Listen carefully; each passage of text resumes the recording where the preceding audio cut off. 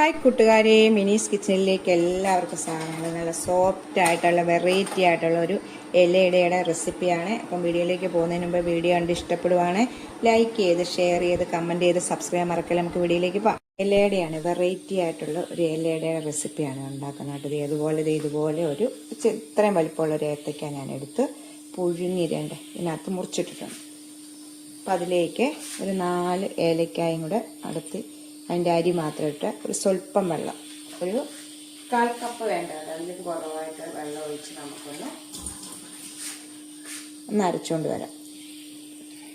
അരച്ചുകൊണ്ട് വന്നിട്ടുണ്ട്. ഇത് മാറ്റി വെക്കാം. എന്നിട്ട് ഒരു ബൗളെടുത്ത് അതിലേക്ക് 1 കപ്പ് അരിപ്പൊടിയാണ് നമ്മൾ ഇടിയപ്പത്തിനൊക്കെ ഉണ്ടാക്കുന്ന അരിപ്പൊടി ഇടുക. 1 കപ്പ് അരിപ്പൊടി ഇട്ടു. അതിലേക്ക് 1 കപ്പ് 250 ml കപ്പിനാണ് 1 കപ്പ് മൈദയും കൂടി ഇട്ടു. രണ്ടും ഓരോ കപ്പാണ് ഇടുന്നത്. എന്നിട്ട് നമുക്ക് ഈ അരച്ചുകൊണ്ട് വന്നേക്കുന്ന ഏത്തയ്ക്കയുടെ ഇത് മിക്സ് ഇതിലേക്ക് ഒഴിക്കും. നമുക്ക് ഇത് കുഴക്കാൻ നേരം ഇത് കഴുകി ഇതിലേക്ക് ഒഴിക്കാവേ. അത്രത്തിന് ആവശ്യമായ ഉപ്പൂടി ഇടാവേ. 1 ടേബിൾ സ്പൂൺ പഞ്ചസാര, 1 ടേബിൾ സ്പൂൺ നെയ്യ്. എന്നിട്ട് നമുക്കിതൊന്ന് നല്ലോണം ഒന്ന് മിക്സ് ചെയ്യാം. എല്ലാം കൂടെ ഒന്ന്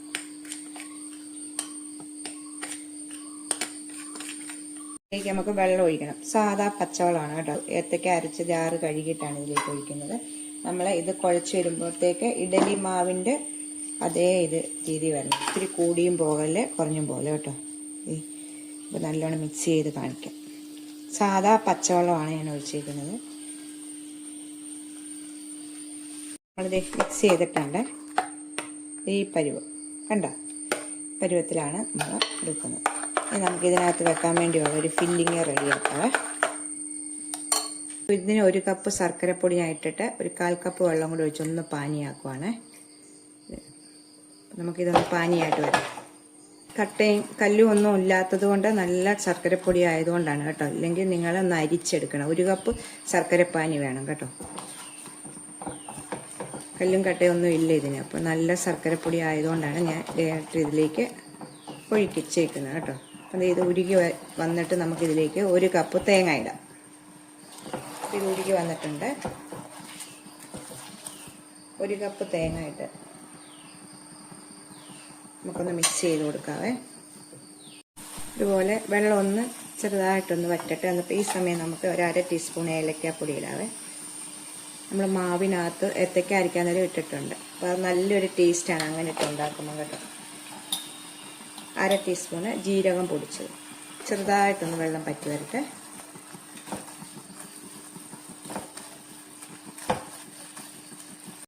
ഇത്രയും പറ്റി വരുമ്പോൾ ഇതിലേക്ക് 1 കപ്പ് അവൽ, വെള്ളയോ ചുമലയോ, ഇപ്പം വെള്ള ഇട്ടാലും മതി. ഞാനിപ്പം ചോപ്പാണ് ഇടുക കേട്ടോ. വെള്ളയുള്ളത് ഇല്ലാത്തത് കൊണ്ട് ചോപ്പിട്ടു.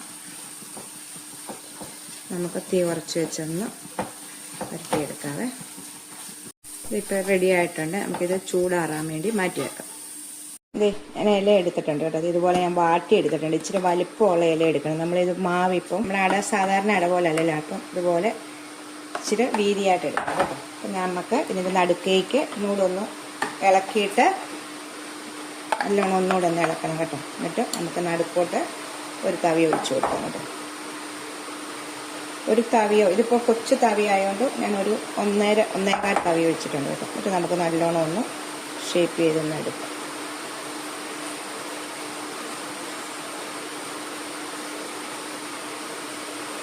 എടുത്തിട്ടുണ്ട്. നമുക്ക് 2 സ്പൂണിലേക്ക് വെക്കാതെ ഇവിടെ ഫില്ലിങ്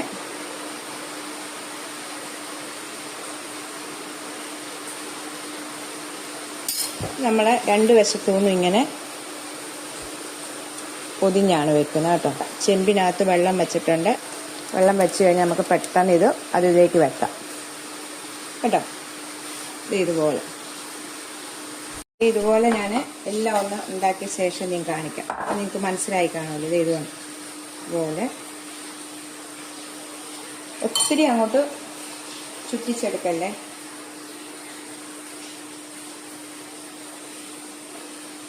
നമുക്ക് സാധാരണ രീതിയിൽ മടക്കാം. അട വെച്ചിട്ടുണ്ട് കേട്ടോ.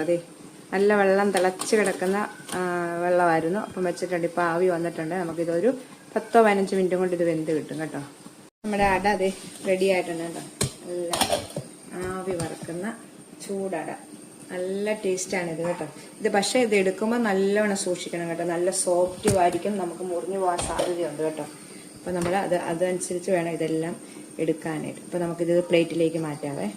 അപ്പോൾ ഞാൻ തീ ഓഫ് ചെയ്തിട്ടുണ്ട്, നമുക്കിനി എടുക്കാം ചൂടോടുകൂടി. ഉണ്ട് നമ്മുടെ അട തീണ്ട എടുത്തിട്ടുണ്ട് കേട്ടോ. നല്ല സോഫ്റ്റാണ്. നമ്മൾ നല്ല സൂക്ഷിച്ച് തന്നെ ഇതെടുക്കണം കേട്ടോ. പാത്രത്തിലേക്ക് വെക്കാവേ. പഞ്ഞി പോലാണ് ഇതിരിക്കുന്നത് കേട്ടോ.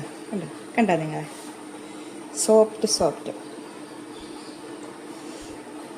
നമുക്കിപ്പോൾ ഇതെല്ലാം ഒന്ന് ഇതിലേക്കൊന്ന് എടുത്ത് വെക്കാം. ഇതുപോലെ